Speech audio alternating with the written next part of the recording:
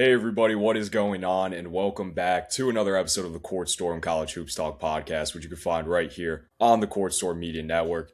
And the field has been fielded. The 68 teams who have made the NCAA tournament have been selected. On the day we are recording, Sunday, March 15th, Selection Sunday.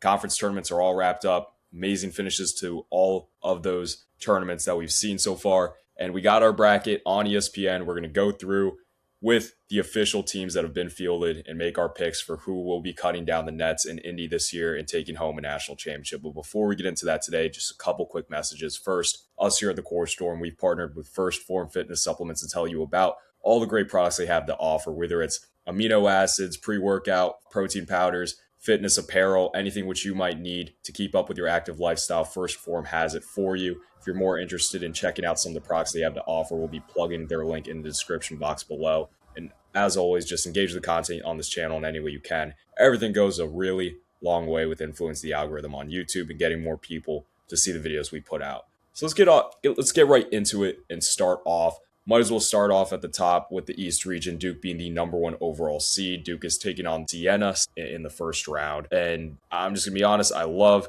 Jerry McNamara, but I don't think they are going to be taking down the Blue Devils in this one. Yeah, I agree with you on that one. That one feels pretty honest. Like, listen, Siena's probably the best 16 seed, in my opinion. They honestly should have deserved a 15 seed, in my opinion as well, but it's just not against Duke, obviously. Right. Now this one, which I think has a chance to be the best first round game that we see, Ohio State, led by Bruce Thornton, a guy who's stuck around the program, something very, very rare in today's game, going up against the TCU Horned Frogs, who've obviously shocked a lot of people this year with how well they've played against some top flight opponents. Who do you think is going to win this matchup here? Listen, they're both great teams, but Ohio State's been on a far better run than TCU has. And TCU's a great team, don't get me wrong, but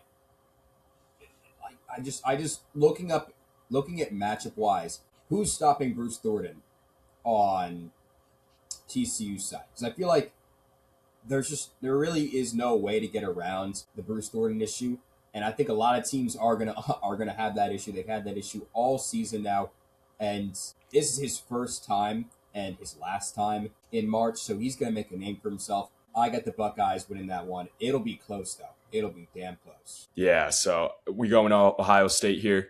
Yes, we are. Hell yeah. All right, now, Johnny's Big East regular season and tournament champs taking on Northern Iowa. Do you think Rick Pitino gets upset in the first round? Personally, I don't think so, and I'm assuming you probably don't think so. I will say this. Ben Jacobson has coached UNI for 20 years. He's 4-4 in the NCAA tournament. Every time he's made the past 4 times, I should say, he's made it. He's won one game. That includes the Jesperson game. That includes the time with Furkamesh. He's had his experience leading this team in the past. I just think this is probably the worst 5 seed for them to play. It's a shame they had to play St. John's, but I really don't think that the Johnnies fall even earlier than they did last year. This team is really on a roll right. Yeah. Now, Kansas and Cal Baptist. I honestly see a tough time seeing Kansas get upset here. I just think Darren Peterson's a complete matchup problem. Under the assumption he does play, which I believe he will, I just don't know how anyone's going to stay in front of Darren Peterson on Cal Baptist. And Floyd Badoon guy I just think is a matchup nightmare for any mid-major team. And unfortunately, Cal Baptist is the one who pulled this draw here. Bryson Tiller, same thing goes with him, just having a big who can space the floor. I think it works to counteract your threat of being upset in the first round. So I'm probably going to roll with the Jayhawks here. Yeah, and listen, I love Dominique Daniels. I think he's one of the best players in this lower ring of mid-majors. And the WAC it's been a decent conference this year, even though GCU's not in it. But Darren Peterson will be playing, and it'll be wraps pretty early. They'll win without him, but I just don't see Kansas going down this early.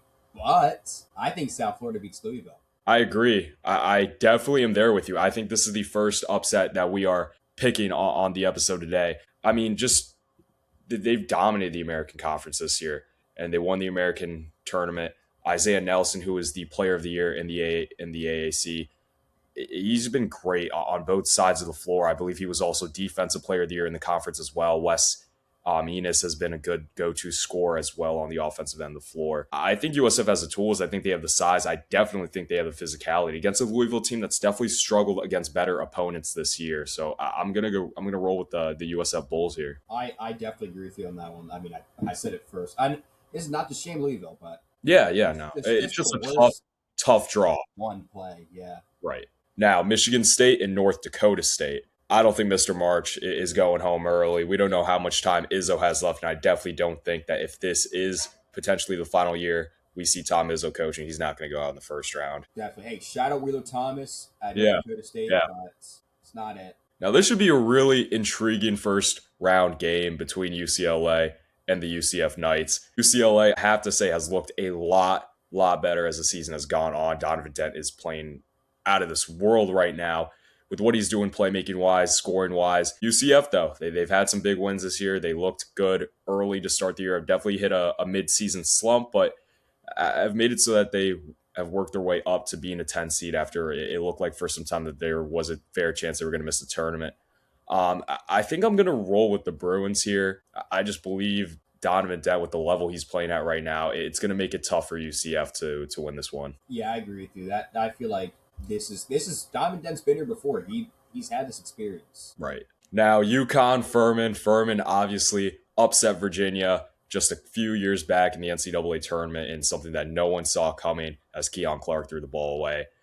Do you see the same happening against the Connecticut Huskies in this first round matchup? No, but I would be on standby. Furman Yeah. has the same coach. It's a team that was not healthy during most of the regular SoCon season. They just got healthy as the tournament started, and UConn has not looked great. They lost to Marquette. They lost at St. John's, but this is still a team that can very easily win a national championship. They are coached by a top 3 coach, I would say, right now. So I think that unfortunately Furman just ran into the wrong 2 seed, although I feel like any 2 seed's a wrong choice. But, I love my 215 matchups. I still think there's a chance for a 215 upset in this bracket, but I don't think it's going to be Furman. Yeah, I mean, UConn needs to come out in their A game. They've played down to competition a lot this year. They've struggled to close out games against lesser teams. UConn can't play with their food in this matchup because Furman, they're definitely going to look to throw some punches early. And if UConn can't contain Furman early on, if they're not coming out and playing with the level of intensity, which they need to, like it is a Final Four game, then I worry a lot for the Huskies. But yeah, I'll pick them to win that matchup too. Mm-hmm. Now, do you want to do all the first round matchups first, or do you want to just finish out the East? I think we do first round matchups. I think that makes more sense. All right, let's do that then. So let's move over to the West. We have Arizona taking on the LIU Dolphins. Is it fins up or is Arizona? Sharks, but fins up regardless. Oh, Sharks. Excuse me. Yeah. Hey, I'm from the area. This is my local school. I love the Sharks. They had a great run, but I love this Arizona team. This is the team to beat in my opinion right now. So give me the Wildcats. I love LIU, but I just can't see this one. Yeah. Nah, I'm there with you. I don't see Arizona losing in a 116 matchup. Now, this should be another intriguing 8-9 game. Villanova, Utah State. Villanova obviously got upset in the Big East tournament against a Georgetown team that just wasn't all too good this year. Utah State won the Mountain West, and they got, Jared Calhoun has the Aggies poised to make another fair run in the NCAA tournament. Are we going to see Jared Calhoun get a win here, or do you think Nova takes care of business? I really feel like Utah State got underseeded, and it's going to show. Utah State should have got a 7 seed, in my opinion, for winning the Mountain West. And I get it, the competition was not great. But Utah State has played well down the road, and Villanova just lost to an under 500 team. So I'm going to go with the Aggies here. This really feels like an easier choice than you think about. And this is the best Utah State team we've seen in a long time. So I just can't imagine them losing. Yeah, Jared Calhoun's had his struggles in the past and being able to get a win in March Madness, but I think this is the year that we finally see him get it done. And like you said, I love this Utah State Aggies team a lot. I think they've gone very underrated in terms of where they stand in the metrics this year. Wisconsin High Point.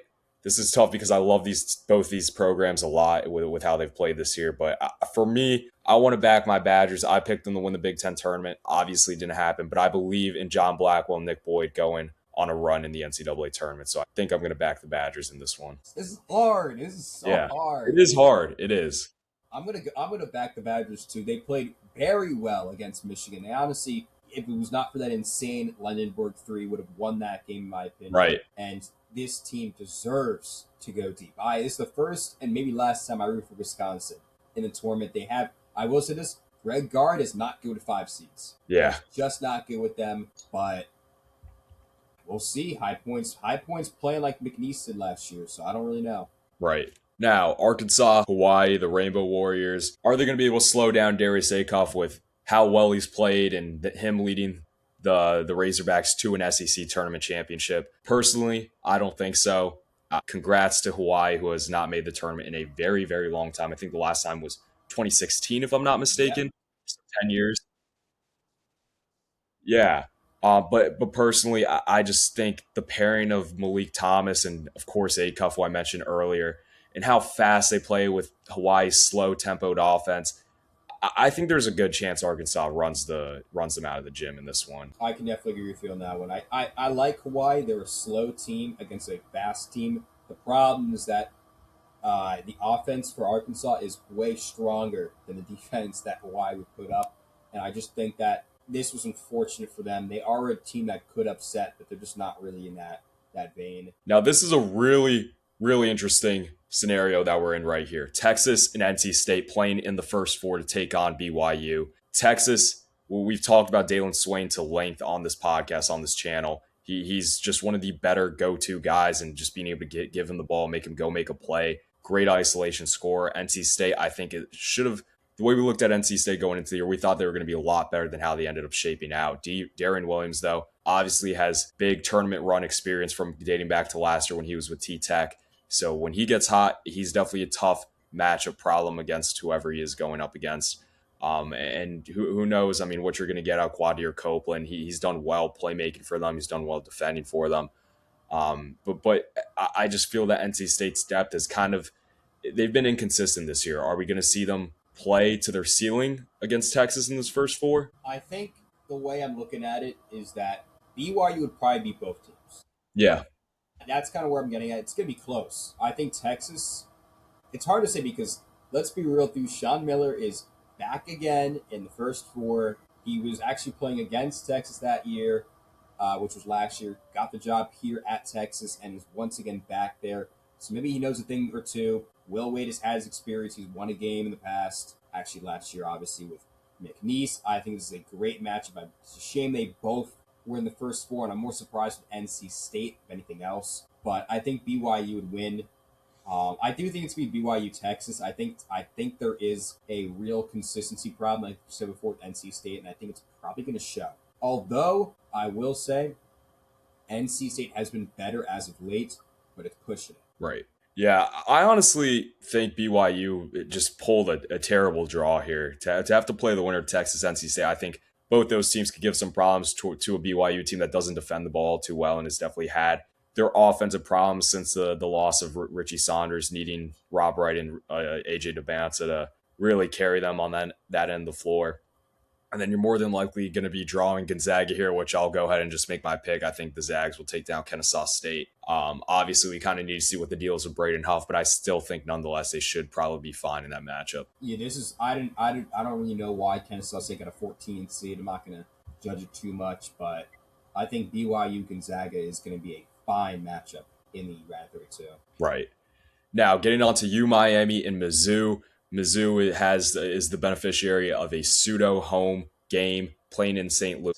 Miami, honestly, though, has played quite well. Obviously, they did get smoked by Virginia in the ACC tournament. But nonetheless, I still think they played well. They've proven that they can win games even when Trey Donaldson's not shooting the ball efficiently. This is a tough one to pick, but I think I'm going to go with the Canes here. I think they're going to battle they're going to weather the storms of the St. Louis pro crowd against Mizzou, and I think they'll win this first round matchup. Yeah, it'll be close. I actually think this is a very sneaky matchup in just that I do think Missouri does match up well with Miami in general. The home court advantage will definitely show, but Miami does not have as many weaknesses as Missouri does, and particularly I really, really feel like they could have. I don't know. I don't want to put them on that 2023 level, but Jay Lucas has made this team Yeah. incredibly good, and they're peaking at the right time.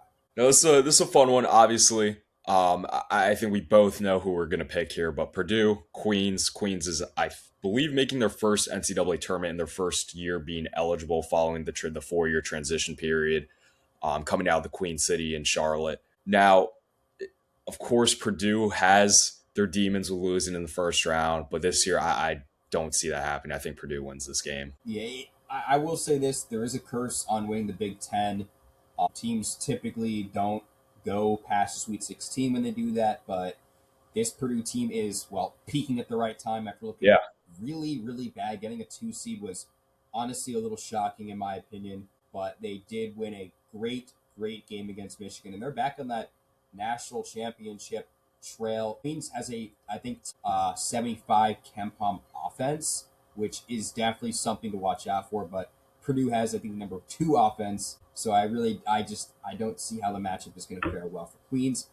Congrats to them for making it, but it's a pretty early bounce. Yeah. Now let's move down over to the South. Let's begin with the reigning national champion Florida Gators. They are taking on the winner of Lehigh and Prairie Valley. I believe it is A. I think Prairie Valley A&M from the SWAC. Right. Now I'm sorry. I'm just gonna be completely bleak here. I think Florida's front court is good enough to get them into the second weekend alone. I'm picking Florida in this matchup. Yeah, it's nice. I think Lehigh won the first 4 matchup between the two, but that's not to put Yeah. anything on them. But good for Florida. Clemson, Iowa. This one should be really, really fun. I will say though, Bennett starts. He's made for March. We saw it last year when he was with Drake, when Ben McCollum was before they both made the move over to Iowa City, and I think we're going to see some of that again out of Bennett starts in this first round game. I'm taking the Hawkeyes. Yeah, I would take the Hawkeyes too. I feel like Clemson, not that they're overseeded, but this is just a team that's never seemed to impress me at all this year. And I get it, they're out of a slump, and they've been better as of late, but Iowa really, like, there were a few missed buckets away from getting a 5 seed. Yeah. So watch out for this team. They can really go far.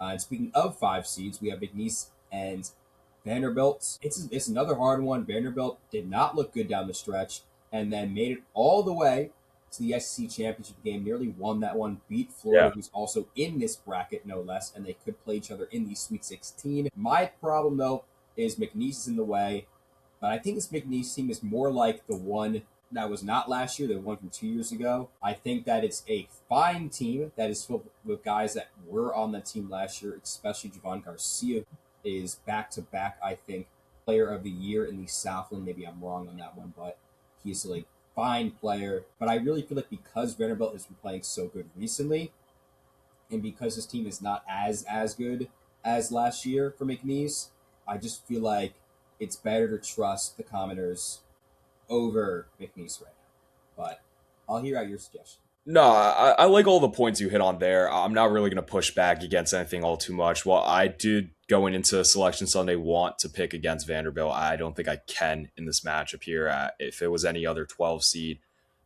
perhaps I would consider it more, but I think I'll also roll with the Commodores here. Now, do you think Nebraska gets their first tournament win in program history? Yes and no.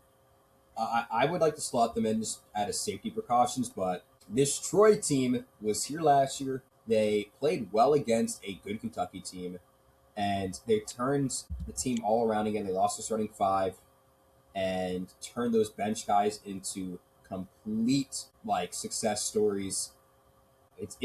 I would definitely watch out because Christian Valdez definitely matches up very well with Ray Kamasa, for example. Right. Nebraska needs this more than anything else in the world, and I just feel like it makes sense. It'll be a close one, though. It really will. Yeah.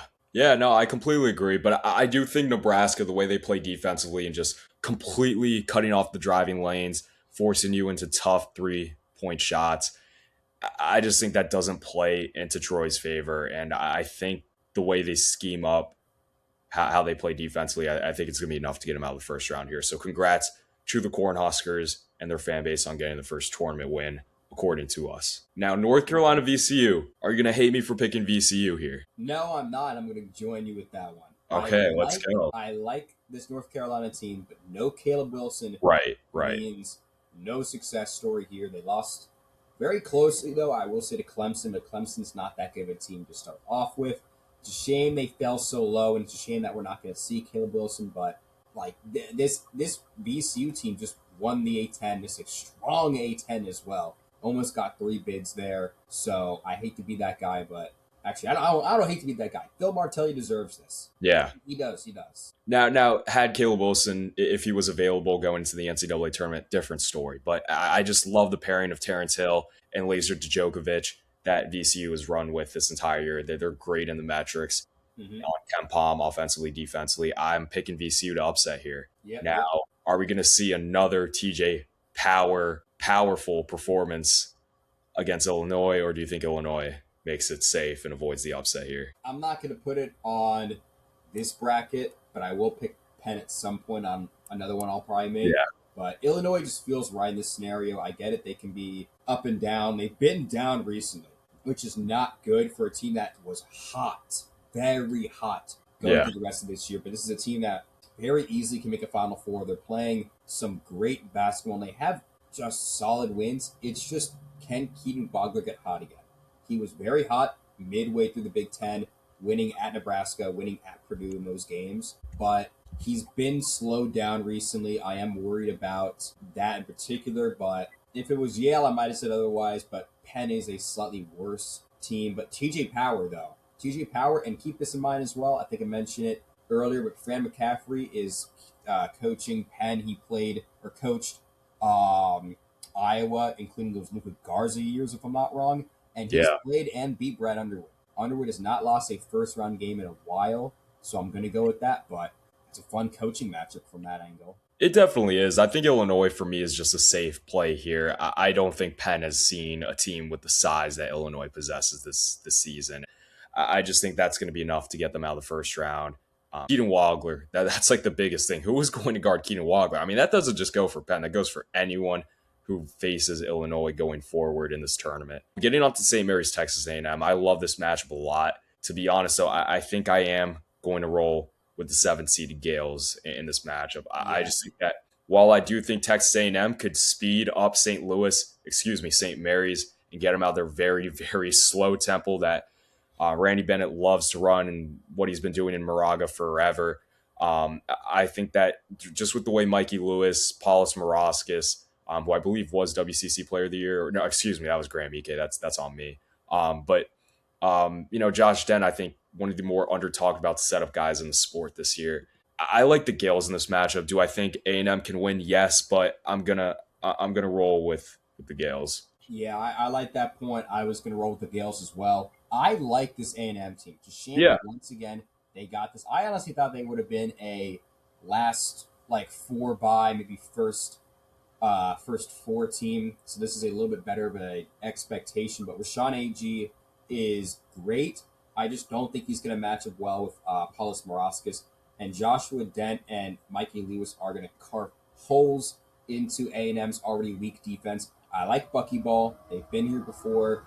But I think for a first-year coach like Bucky McMillan in a power school, this is just going to be an expected loss. And we know how Randy Bennett's been. He typically does win his first-round games, even though they aren't pretty. It's something I'd expect to see. Yeah, completely agree with those points. Houston, Idaho.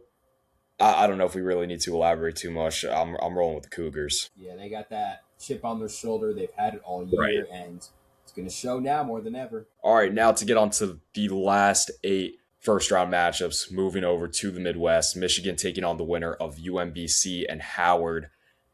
I think Michigan beats whoever comes out of that game. That's simple. I think UMBC does win this game, and they get to have that 1-16 matchup from, 2019, I think it was 2018, my bad. But it's Michigan. I get it. They came off a loss for the first time since that Duke game, and Purdue definitely deserved the win there, but Michigan's a strong, strong team. Don't sleep. Now, man, I feel for Georgia here because I think this is one of the worst draws you could have gotten in an 8-9 game. I think the Billikens take down the dogs in this match. Easily. Yeah, I hate to be that guy, but this is the second straight year that Georgia's gotten a horrible, horrible draw on the 8-9 line. They got cooked by Gonzaga last year. They weren't a great Gonzaga team, but they were definitely far better than Georgia. Georgia's honestly been playing 500 these past like 10 games, if I'm not wrong. They just haven't shown anything correct to me. And, St. Louis has deserved everything. Shame they lost to Dayton. Now that Dayton didn't even win against VCU, but in a two-bid A10, they're still the better team. Yeah, I completely agree with you. Now this is where it gets fun. Texas Tech, Akron. We're gonna roll with the Zips, or are we going Red Raiders? I want to hear from you first because I'm up in the air. I really don't know. A lot of me wants to pick Akron, but at the same time, Texas Tech is Christian Anderson. And if you get any semblance of strong play from Lawan Watts and Donovan Atwell, Jalen Petty, I mean, that alone is probably enough to win this first round game against Akron. But at the same time, are you going to get that play from Petty, Atwell, and Watts? And I just don't know that you are. Man, this is really tough. This is really tough. I think I'm gonna go. I'm gonna lean Texas Tech. I'm going to lean Texas Tech as well. I'm glad you said that because I was on the same fence that you were, and I teetered here and there. And let's be real with you, Texas Tech does not have the experience. Unfortunately, other than Grant McCaslin and Christian Anderson, Right. this team does not have players that have been to the NCAA tournament before. There's no similarity to that. And without Toppin, this team has been a whole different team. But Texas Tech can get in that upsetting mood, Yeah. on themselves. Akron's great, but John Gross has been here 3 straight times. And while this is probably the best Akron team he's fielded, I just don't feel like it's the right one or the right matchup. Maybe if they played Vanderbilt or, like, I think Wisconsin even, they probably could have won that game. But unfortunately, they played T-Tech. They can definitely win this game. This is a 50-50 one in my opinion, but Texas Tech just it would be weird if we didn't have them win one game at a minimum. Yeah, I completely agree. Now here is where I might go in a different direction. Yeah, I actually I'm glad you started to say that because you know what I was gonna say. Yeah. What were you gonna Well, go for here? I was gonna say Hofstra in this one. Yeah, I think I like the Hofstra pride too. I mean, Speedy Claxton, first NCAA tournament appearance as a coach, the first Hofstra tournament appearance since Speedy Claxton was their best player, coached by Jay Wright, taking on the Crimson Tide of Alabama. Yes, LeBaron Philon, Aiden Holloway, Latrell Wrightsell. Matchup problems for whoever is going to be tasked with guarding those three. But Alabama has their severe defensive faults, as they normally do with Nate Oates outside the 1 year with Brandon Miller when they were top 5 defense. But at the same time, like Hofstra has the has the player of the year in their conference in Cruz Davis. I mean, if you want to get into it, Cruz Davis, Preston Edmead are the two Yeah. best guards in the mid-major world right now. This team plays like nobody else. I like Bama in general. They very typically win their first round games, but keep in mind this as a small wrinkle. Alabama, I think 3 years ago in 2023, played a really tough College of Charleston out of the CAA. Yeah. Hofstra. That coach is now at Louisville, if you know the story. And that was down to the very wire. I think it's going to be a very similar matchup. The CAA fields great teams in general. And Hofstra plays, I think, better than that Charleston team. And this is just probably the best 4 seed for Hofstra to play too. So hey, you said this bracket was going to be less chalky. Let's show it, and let's have Hofstra win this game. Yeah, let's go. Roll Pride. Tennessee taking on the winner of Miami, Ohio, and SMU. First and foremost, who comes out of the first 4 game? Do we see Miami, Ohio prove that they belong and take down SMU, or does SMU get in? I think Miami, Ohio wins this one. I think SMU is an all-right team, but it's very Boopy Miller heavy. You just can't expect much from the rest of the players. Maybe like Semet Igatolu is like the stalwart on defense, and he really does play to his normal form. But BJ Edwards has been off and on, especially as of late. They really snuck in here. I'm glad they are here because it's a team that really could go on a run. They have great metrics, but Miami, Ohio is a strong team in their own right. And them against Tennessee is not bad either. I think Miami, Ohio can really run the table with them. If Pete Suter gets hot from three, that really matters. And I guess the real question, more or less, is who has the better offense? Because this is going to be a high scoring game. Both teams don't have great defenses, but the question is, can Nate Ament, can Jacoby Gillespie, can Felix Alpara, guys like them, can they play on an offensive mind and beat a team as strong as Miami, Ohio? Because I think they're being underrated right now. I do think Miami, Ohio is being underrated. I know people want to point to how they've won in close games in the MAC this year against teams that obviously were not tournament material, and did end up losing in the first round of UMass, which obviously was not a good look there. And I know Bruce Pearl is praying that they don't won. Well, of course, Miami, Ohio is one of the big reasons why Auburn did not make the big dance. And then two, I mean, if they beat Tennessee, that's two of the teams that Bruce Pearl has coached in his coaching career. If Miami, Ohio knocks both of them out, then he's definitely gonna be he won't be a happy camper. But I'm going to go with the Vols in this one. I think I like Tennessee over Miami, Ohio. Personally, I actually might disagree with You're you. gonna disagree? Just because I feel like it would make more sense, I will go with Tennessee. But I've seen this matchup between Tennessee and Miami, Ohio for like 2 months now, and I really have felt that Miami, Ohio would win it. But let's play safe. Let's go with the Vols. Rick Barnes knows what he's doing more than anybody else right now. Very experienced coach. Now moving on to Virginia and Wright State. I think Virginia should probably win this. Easy slam dunk. Yeah. Now this one, I think I might want to go Santa Clara against. I'm going Santa Clara. This is the exact matchup I think Santa Clara wanted. Oh, I mean, talk about great draw. Santa Clara got a great draw here. This is perfect. And we're going to see all three WCC teams advance to the second round. I mean, Santa Clara, they play Gonzaga tough every time they match up with the Zags this year. And I'm sorry, Gonzaga's in a different league than where Kentucky is right now. I think Santa Clara takes this win. Now moving on to Iowa State, Tennessee State. I don't think we need too much elaboration here. We're probably both rolling Cyclones. Yeah, I would watch out for Tennessee State very slightly. This is, I think, their first time making the tournament, either all time or like first in a very long time. Great offense, great defense, but it's Iowa State. I know they probably didn't deserve this 2 seed. I honestly felt like this may have gone to another 3 seed, but at the end of the day, whatever you want to chop it up as, Iowa State is having their best season in a long time. Yeah. I just can't see in the last year of a lot of their good players them losing this early. Now let's get on to the second round. Might as well start where we finished with the first. Iowa State taking on Santa Clara in the second round. Who do you see? It's going to be a hard one. I kind of want to start back up. Actually, no. If we start up early, we're going to get Duke, Ohio State. Let's take time here. My bad. I don't like this matchup in general. I think this is going to be one that really could go down. I want to choose Santa Clara really bad. I really, really want to choose them, but Iowa State is playing some of their best ball right now. And like I said before, it's Jefferson's last year. I think it's Momchilovich's last year. It's last year. Right. Like they're going to have a coming out party in Missouri.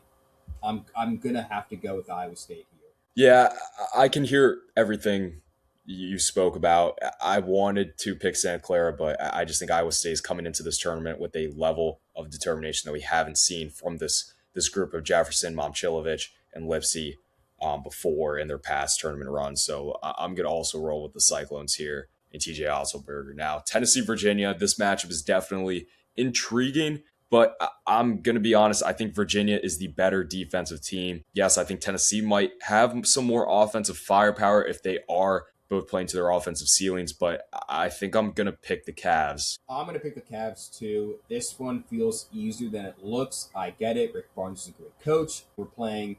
Ryan Ohm's been here before. Right. He won with UMBC all the way back in 2018. He played with Utah State, VCU, all that.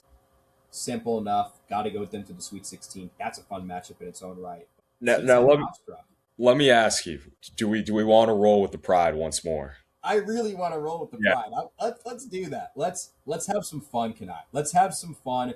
We want a Cinderella, don't we? Yeah.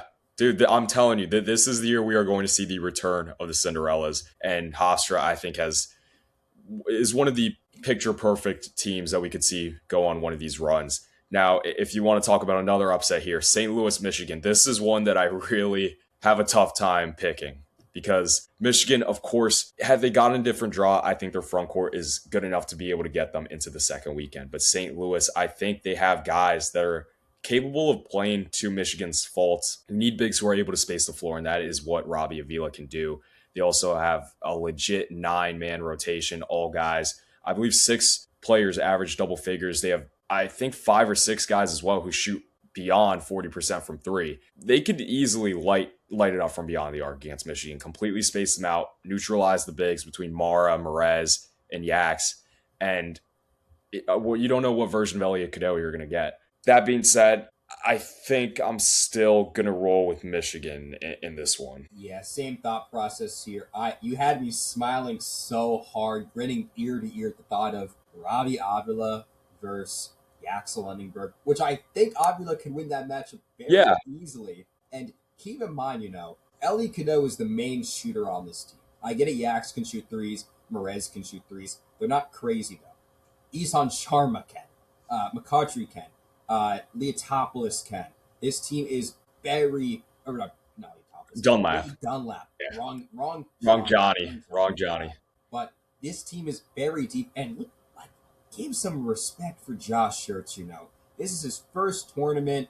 He needs this one. Avila needs this one for his last year, I think. Or I think this is his junior year, my bad. And he's playing the lights off. I get it. They did not go as far as some people would have thought in the A10.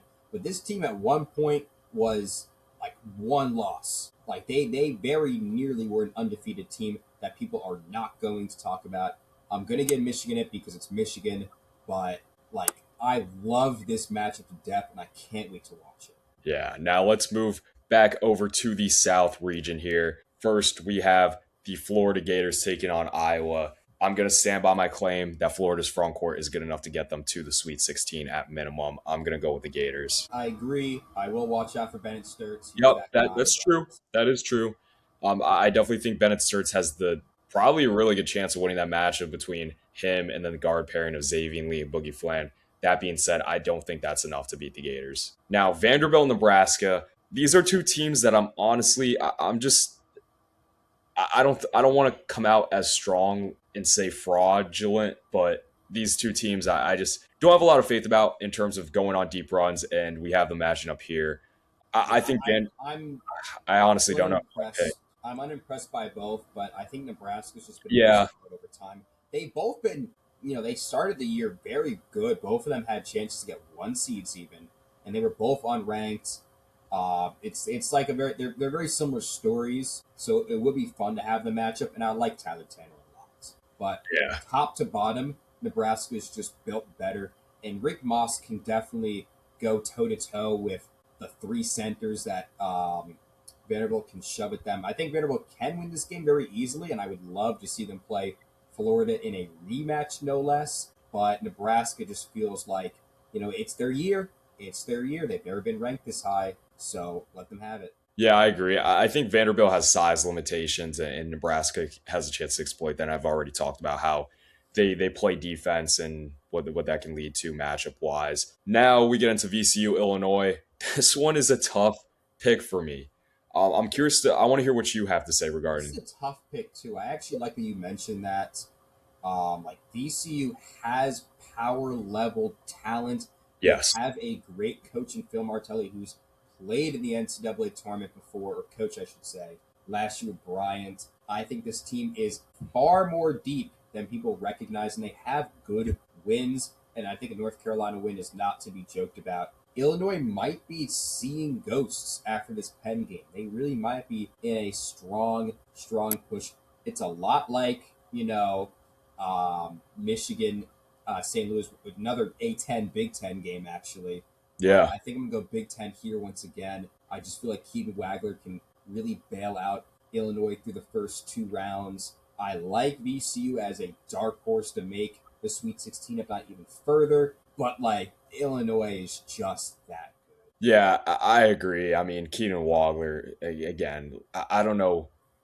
I feel bad for any team that has to figure out how to defend him. He's just such a matchup nightmare, a guy who can dribble and handle the ball as well as he does at around 6'7", and just we know how explosive he is. We know what they have in Kylan Boswell as a point of attack defender. if Merkovich and the Visage brothers are playing at a high level, you're getting good contributions from Ben Hummerkaus, Jake Davis, Andrei Stojakovic is finding more consistent play. They're a tough matchup, and I think I'll also roll with the Illini in this one. Now, St. Mary's Houston, as much as I like this Gales team, I think Houston will win this game. Houston has this one pretty, I don't want to say pretty easily, but Yeah. like you're playing a good defense against a good defense, and when you're playing that game, Houston has a better defense. Right. Sorry, but look at Kempo. I don't make the rules. Yeah, completely agree there. Now let's move up over to the West. We have Arizona taking on Utah State in what should be a fairly fun second round matchup. Then again, though, I think the Wildcats probably don't have all too much trouble taking down the Ags. Yeah, hate to be on that same train. But it's the Wildcats. Now, Wisconsin, Arkansas. This one should be really, really fun if we do end up getting this game. I think we're John going Blackwell. What's that? I think we're disagreeing on this one. I didn't pick a winner yet. Hey, I'm just saying. I think I know who you're gonna pick. How about that? Okay. Now, again, I think this should be a really fun matchup. You got John Blackwell, Nick Boyd, Darius Acuff, Yagalskis on Wisconsin too. He can get it going from beyond the arc. Malik Thomas, a lot of shot makers in this game, and it can go one of two ways. Wisconsin can, continue the run that Nick Boyd and John Blackwell went on, or Darius Acuff can continue to cement himself as arguably the greatest Razorback of all time. And quite honestly, with how hot Arkansas has won, the momentum they're carrying following the SEC championship, I'm going to roll with the Razorbacks. Okay, we don't disagree. We do not disagree. I know how much of a Wisconsin fan you have been recently. Yeah. I just saw their game against Vanderbilt earlier today. I mean, Acuff, he's so convinced. Acuff might be playing the best of anyone in the sport right now, if I'm being completely honest. And I legitimately believe he's going to cement his case as being the best Calipari guard ever. And I think this Wisconsin game is going to be a major reason why. So I'm rolling with the Razorbacks here. Now, BYU Gonzaga, both teams have their faults, but I think BYU has more than Gonzaga. I think I like the Zags. Granted, a lot is going to depend on guard play that the Zags are getting. Is Adam Miller, is Tyon Grant Foster, Mario St. Cyprien, are they going to play well against Rob Wright? And I think Rob Wright can win that matchup, quite honestly. But I think BYU is completely outmatched in the front court. I think Gonzaga is going to be able to impose their physical will down low early and often. And I think that's going to open things up for the guards on Gonzaga to take guys off the dribble, drive the lane, knock down from beyond the arc. I'm going to take the Zags here. I'm going to take the Zags here, too. I think it's an easier thought process than a lot of people think. I get it. This is a game that, most likely won't have Braden Huff in it, but I don't think it's really going to matter. I think Gonzaga is still playing great ball right now, and I think the bench pieces are really coming alive. St. Cyprien and Fogel are playing some of their best ball right now, so give me them. And I'll save you a bone. Give me Purdue over Miami. I like Miami as well. Don't get me wrong; they can go on a run, but Purdue is red hot right now, and it's a little chalky here, but I think that's kind of how things are going to work out. Yeah, I think Purdue wins as well, but I will say they need to come out on their A game defensively. They cannot let Trey Donaldson, Malik Renew get going, because then they could end up getting into a shootout, which is definitely something Purdue does not want to find themselves in. Now moving over to the East and for their second round matchups, we got starting off at the top, Duke taking on Ohio State. Does Bruce Thornton cement himself as a March legend and take down the Blue Devils, or do we see Duke reach the second weekend no problem? Duke doesn't go out that early. I like Ohio State so much, but even if they don't have Ngumba and Caleb Foster, I think they will have Ngumba for this game, but even if, I still think how good both Boozer brothers, because I'm definitely going to mention Caden right now, considering how good he's been, both of them playing so good that it just makes sense. And it's so, could you imagine the number one overall team getting knocked out that early? Right. I just can't think of it like that. Yeah. Now, if I'm being honest, this might be the best second round game we get. St. John's taking on Kansas. What more could you ask for? Rick Pitino, Bill Self, Big East regular season tournament champs taking on Kansas, who honestly I think has made it so that I've never seen Kansas this universally liked across the sport. Of course, Darren Peterson, he's had his whole fiasco with playing or not, and that's led to some controversy, some critics. But at the same time, just seeing the level of dog on this Kansas team this year, Trey White, Melvin Council Jr., Floyd Badunga, Bryson Tiller, just guys that I personally, as a fan, have fallen in love with. I really don't know where I go. I don't know which direction to pick here. You have me Um, fighting demons, Kanaye. I'm like it. Like let's have it this. Let's do a quick matchup overview. Zuby can beat Flory Badunga, although Badunga can definitely hold his own. Flory, I mean, listen, the way Flory played against some of the front courts, specifically Arizona, I mean, it, the level of growth we've seen from Flory from last year to this year, where last year was more of an athletic rim running big, where now he has legit post moves he can go to. He can win the matchup. That being said, I still believe Zuby Ejiofor is the best five in the sport, and I think Zuby wins that matchup. I Now, think Zuby wins that matchup. I think that whoever is on point is losing to Peterson, especially Peterson's playing at full strength, which I think he is saving up his energy to think counter I that. think they tend to let Peterson play more of the two. I think Melvin Council is kind of the, I guess, functioning one that Kansas rolls out right now. So I guess you would kind of have a Melvin Council, Dylan Darling matchup there, which, if I'm being honest, kind of similar players. I'm gonna go Dylan Darling there. I mean, Melvin Council, I think, has higher scoring upside. I think he's a better downhill driver. But Dylan Darling is tough as nails. He's done well playmaking. And really, since being inserted into the starting lineup, I think he's been everything you could have asked out of a big Sky transfer. And I think he can win that matchup. Melvin Council does tend to get a little shot chucky at times. And I think Dylan can win that matchup. Now at the two, that's probably one you give to Peterson against Ozai Sellers. I think Peterson can win that That matchup. one's fair, but I think from there on out, it might be St. John's. I think Hopkins he could really mess up Trey White Yeah, if he's Hopkins, Hopkins and Dylan Mitchell, I think, are huge matchup nightmares for Kansas. Just both guys with size, with athleticism, explosiveness. Trey White, I think, is going to have a very, very tough time staying in front of Bryce Hopkins with the level of physicality Bryce plays with. Dylan Mitchell, I think, for Bryson Tiller is going to be a tough, tough cover with how athletic he is. He can beat you on backdoor cuts. He can beat you above the rim. I, I think as much I'm as I going St. really, John. yeah, as much as I really, really like this Kansas team, I think I'm going to roll with Rick Pitino and the Johnnies in this one. Yeah. And I'll beat you to it. I like South Florida, but it's Izzo, it's March. I'm going with the Spartans. Yeah, I'm also going with the Spartans too here. Not too much pushback there. But that 7-2 matchup, that UCLA UConn. Hey, I'll hear you out. I will let you make the choice right here. I don't know, man. If Tyler Bilodeau was healthy, I would probably pick UCLA. I think UConn's going to find a way. On one day prep, UConn's so tough to defend on one day prep. I don't think UCLA plays with the level of physicality that UConn's had to deal with in the Big East. I think that's going to help open things up. I think Silas Demery can win that matchup. Assuming he is healthy, we got to see what the injury status is with him following his multiple exits from the Big East Tournament Championship last night. But if he is playing, I think he can win that matchup against Dent with Silas guarding Dent. And if the shooters are making shots for UConn, I think they can win this game. I'll roll with not much confidence. I'm going to pick UConn here. I will agree with you. I do think Demery and Bilodeau will be both healthy for this game. And I really feel like, yes, Donovan Dent has been here before. He is playing his best ball, and he will show himself in the tournament. But we're talking about Dan Hurley. We're talking about Alex Caravan, guys who have won national championships, have played on this roster and are still on this roster. I get it, UConn has not played well. They're not in a great conference this year. But UCLA has had more struggles than UConn has.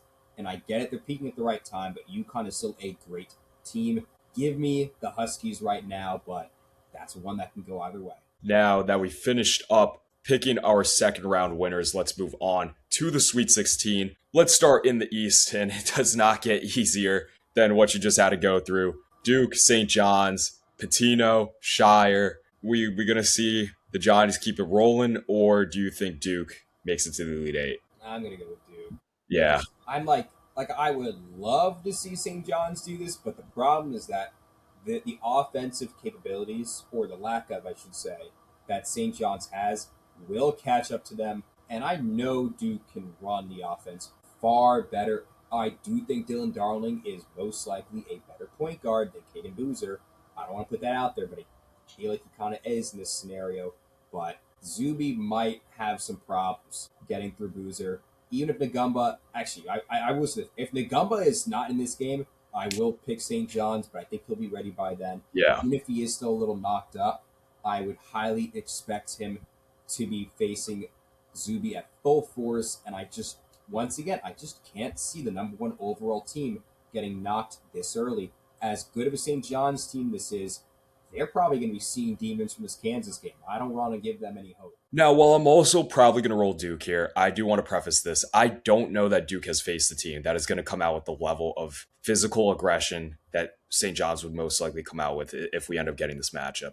Now, I understand they played Michigan, but if I'm going to be honest, I think Michigan might have been a little bit shook when that game opened up in DC. And I don't think they played with the level of toughness and physicality that the Wolverines have normally played with against their opponents this year. St. John's, I don't think Rick Pitino is going to have any problem getting his guys up for this game. And I think, I'm curious to see how Duke handles that. We could see St. John's employ the game plan that they did last night against UConn defensively, where they just chase guys off the three-point line, completely cut off any form of off-the-dribble creation or any shots you're going to get from beyond the arc. Isaiah Evans could be turned into a non-factor. Caden Boozer, Caleb Foster, if Foster is ready, could be turned into non-factors as well. Dame Sarr too. And they could just say, hey, we're going to let Boozer get what he wants, but we're not going to let anyone else get anything. And in that case, I think the Johnnies could win, but I will still roll with Duke as the safe choice here. I'm going to go Duke as well. I'm going to roll again. Now, Michigan State, UConn. This is tough. This is something we got in the preseason and exhibition game. UConn won by a pretty sizable margin in that matchup. That being said, I think Michigan State has gotten better as the season went on, and UConn has quite honestly regressed. Where do you view this matchup here? I hate to be that guy. I'm going to go with the Spartans here. Yeah. This is not even like, it's Izzo, it's March. The matchup is just more favorable, and Michigan State has they played to the competition a lot better than UConn has. UConn plays down to competition. That's not going to help them, especially in a game like this. They are a good team in general. It's Dan Hurley. You can throw in every single term you want, but let's be real with you. Michigan State was in the Elite Eight last year, and they're going to be in the Elite Eight this year. Yeah, I think where I stand right now on this UConn team is if they make the second weekend, I think you have to chalk it up as a success. And I think from there, it's going to be tough sliding from there on out for the Huskies. I think I'll also pick the Spartans in this matchup here. Now moving over to the West region, excuse me. Yeah. We got Arizona and Arkansas taking each other on. Does Darius Acuff continue his tear or our predicted tear that he's going to go on in the tournament? Or do they take down the Arizona Wildcats, or does Arizona keep it rolling? This is hard, Kanaye, because I like Arkansas. I personally had them as a Final Four contender all the way back at the start of the season. Yeah. Unfortunately, they just had to run into Arizona.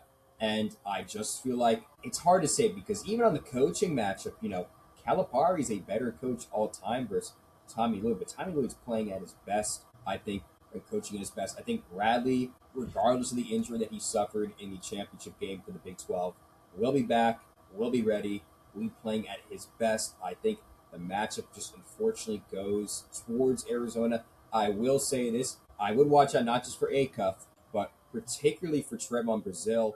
He matches up incredibly well with Krivas, and he can shoot three ball. He can shoot three ball incredibly well. It's hot versus hot, and I just feel like the sun burns brighter in Arizona, so I'm going to go with them.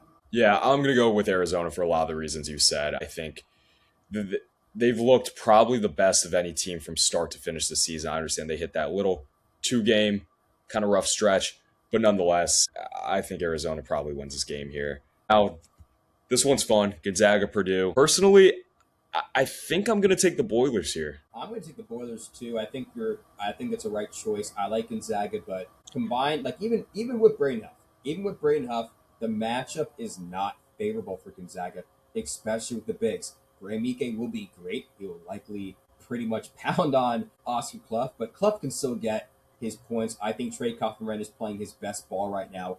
And believe me, B, Braden Smith is going to go insane in a game like this. He's going to have so much space. I can't really imagine that a team as, I don't want to say clanky, but Gonzaga does not move that quick. Purdue can really run the floor with them, and they got shooters. Like I get it, Davis Fogel is there. I get it, you're going to have Time Grant and Saint Cyprien, but Benter, Jakari Harris, like there are Fletch. five. I could probably name five right now shooters that are better than a lot of these Gonzaga guys. It'll be a fun one. I don't think Purdue and Gonzaga have played each other in a long time, but I really think that Painter has this one circled down.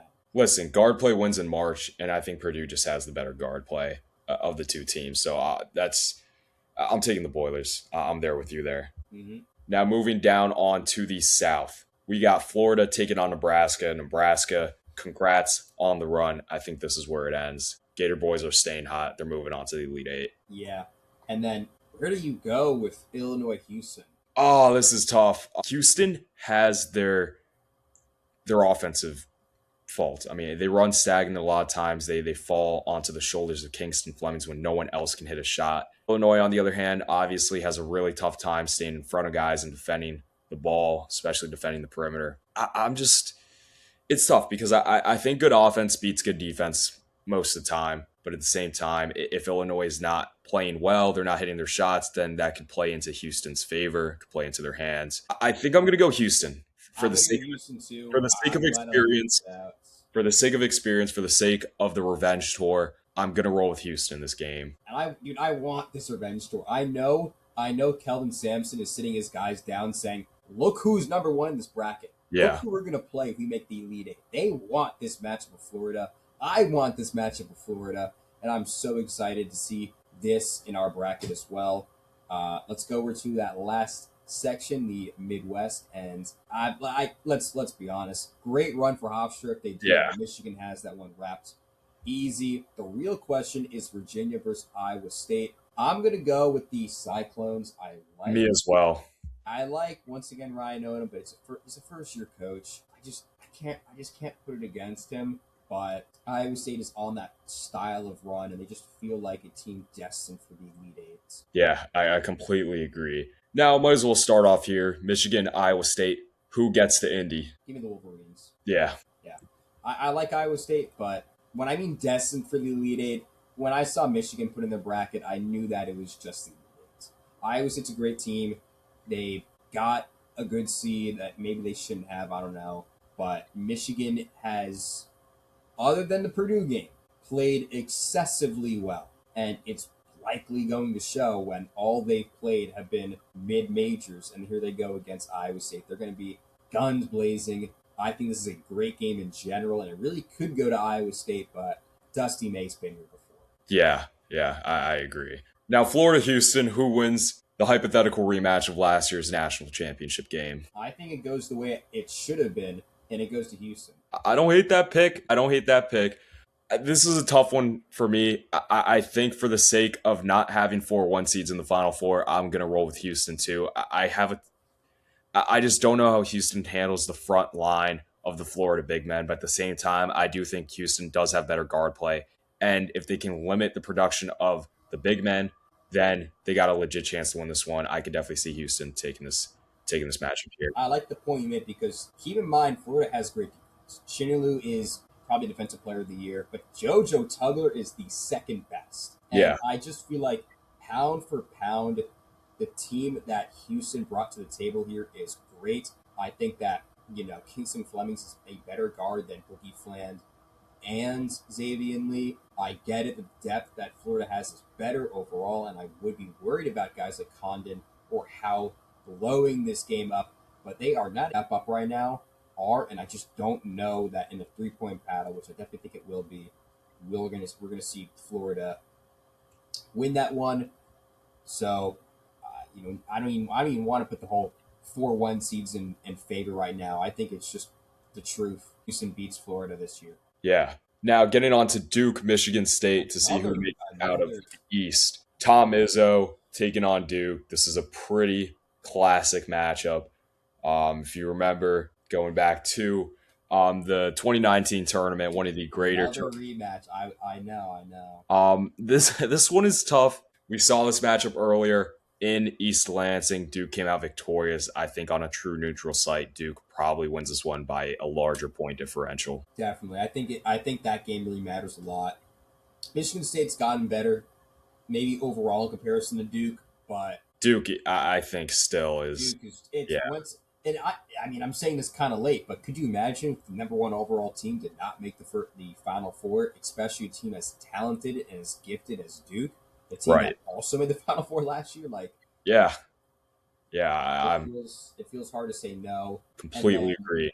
Arizona, Purdue. Do the Purdue seniors get their fairy tale ending and get to play in a pseudo home environment in the Final Four? I think the push to do it is nice, but Arizona is just the better team overall. Yeah, I like Purdue; they're doing great, but I'm just not. yeah. I agree. I can definitely see what you're saying there. I'm not going to push back against those claims all too hard. Now, Duke, Houston. Let's begin with them. We have our Final Four set for the four teams we believe will be making the big dance in Indianapolis this year. Again, Duke and Houston. We'll start with them. Who do you see make coming out of this matchup? Personally, Another I think, rematch, and I think yeah, I think the Blue Devils do. I think just like last year, or just like how we picked Houston over Florida, you're gonna have the rematches, and I just feel like Duke is just a different team than last year. I like Duke again, but Shire is not gonna get stopped twice. Right. Lightning doesn't strike twice. Lightning strike twice. Same fall off, but this Duke team is better than last year's Duke team. Let's have that talk. Let's say Yeah. that they are, because they are. Then that leads Arizona versus Michigan. I'm going the Wildcats. I've been I'm also going the Wildcats. Now, with how Arizona plays with their limited 3-point volume, that kind of plays into Michigan's favor with not necessarily needing to be able to pull the big men out of the paint to open up driving lanes and the high to low actions that Krivas and Koa Pete love to run between the two. That being said, though, they have the guys to be able to get it done from beyond the arc. Anthony Delorso, Braden Burries has been, I mean, he's caught fire since that terrible slump he had to begin the year. And when it comes down to it, yes, the front courts have dominated the sport. The front courts have been what is stealing the show for both these programs this year. But it comes down to guard play, like we did in our last bracket video. I'm taking Jaden Bradley over Elliot Cadeau. Jaden Bradley's been the best closer in the sport this year. We saw what he did in clutch time against ISU. Give me the Wildcats against Michigan. I think it's a good one. Dude, once again, yeah, Ademara and Jax Lundenberg will win the matchup on the bigs. I think Krivas and Awaka are great, but they're not going to compete with them. But I think it once again goes down to guard play, and I just can't see Ellie Cadeau being consistently good for as long as this would be. And Michigan, I just don't know. I really don't know what it would take for Michigan to make a national championship game unless they are not playing Arizona. I think Arizona is the one team that could beat them. And for that metric, I'm going to choose Arizona over Duke here. Yeah, I love that pick. I'm also riding with the Wildcats over the Blue Devils. Again, for a lot of the reasons. I think that Duke, while yes, they have been one of the best teams in the country this year, they are the number one overall seed. They're going to have a tough time dealing with a true three big lineup between Karshenkov, Pete, and Mo Krivas. I don't, they've obviously played well against a team like Michigan, who runs that type of a system. But at the same time, I think Arizona has quite honestly been more consistent in some of their games this year than Michigan has, where Michigan's kind of played with their food a lot. Arizona, while yes, maybe doesn't always win in the most convincing fashion, never really feels like they're at a true threat of losing a game. And Jaden Bradley, again, regardless of who is available for Duke, whether it's Caden Boozer or Caleb Foster, I'm taking Jaden Bradley over both those guys when push comes to shove and the game goes down the wire. I think Jaden Bradley's the best closer. I'll say it a million more times if I have to. I'm taking the Wildcats here. I'm also taking the Wildcats here. I just think that it's very similar to that. And, Duke could win this one. Yeah, If they really could clean house, it's Duke. It's whatever you want to say. But Tommy Louis deserves this. He's right. been through so many failed, fumbled years, and this is the best team he's built in a long, long shot in Virginia Right. University. And I just feel like this has to be good. Yeah, like you mentioned, Tommy Lloyd's had his troubles in being able to make deep runs in the past with some talented Arizona teams, but this year I think is legitimately his best chance that he may ever get to take home a national championship trophy and cut down the nets in Indianapolis this year. But that is going to be taking care of everything that we had for you guys on our official bracket now that the 68 teams who have made the NCAA tournament have officially been fielded, and we know what matchups we are going to be getting in the first round. Of course, if you stuck around to the end, engage with the content in any way you can, whether it's liking, subscribing, or just telling other people about the Court Storm. Hope you enjoyed our bracket. We'd love to see what you guys have to say in the comments. If you disagreed with some of our picks, if you agreed with our picks, we always encourage seeing what you guys have to say and you all dropping your takes in the comment section below. But until the next episode, see you all next time.